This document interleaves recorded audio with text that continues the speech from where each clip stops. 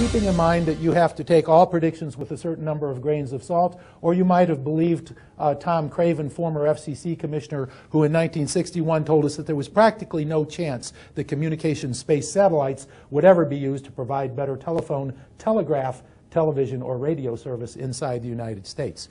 I think the fact that he mentioned telegraph service in the sentence said something about the mindset that that particular guy had at that point in time.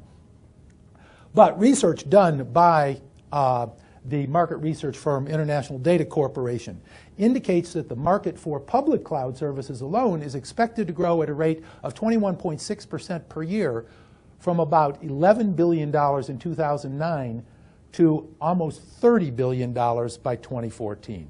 So we're going to see continued large growth. What does this mean for the IT job market? Well, what it means is there's going to be much less emphasis on the nuts and bolts of building and maintaining infrastructure and simple, basic applications. It's going to be much more about understanding how to leverage IT with new skill sets like data mining, web analytics and statistics, business intelligence, and decision management, which we'll talk a little bit more about later. For CIOs, and many of the people who are Kettering members are CIOs or prospective future CIOs, it's going to have some implications too.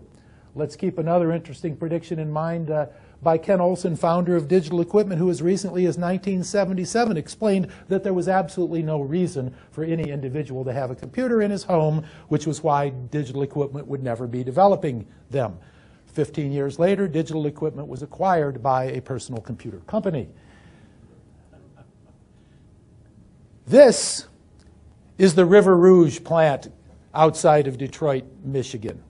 Between the world wars, this was known as the greatest manufacturing plant in the world. Henry Ford used to brag about the fact that coal, iron ore, and sand would come in to one end of the plant, and finished automobiles would roll out of the other end of the plant. They did everything in-house, from scratch.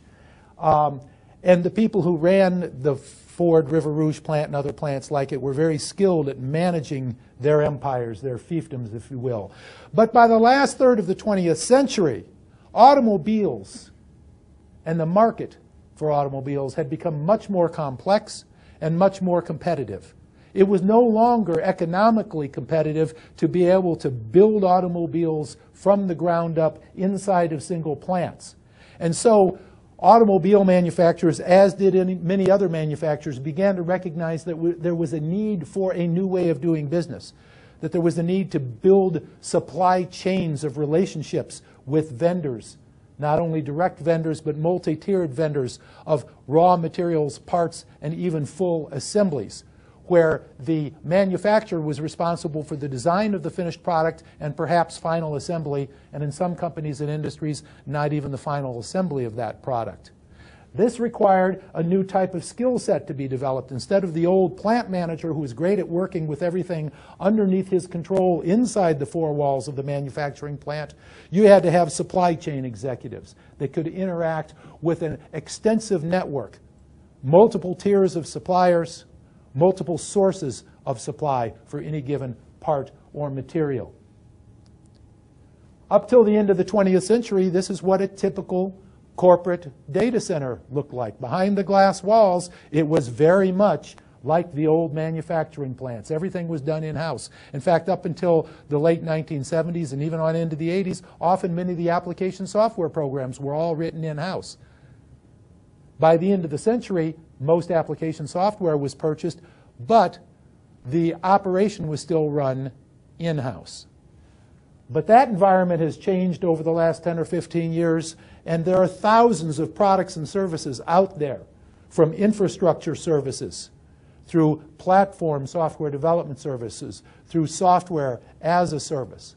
And therefore, the role of the CIO is also changing from the old in-house plant manager kind of role to a 21st century CIO, which Smart Enterprise Magazine refers to as the cloud interface officer, a person who understands the full range of technology products and services that are available to him or her through the cloud and can draw on the most appropriate combinations of those to meet the needs of their clients.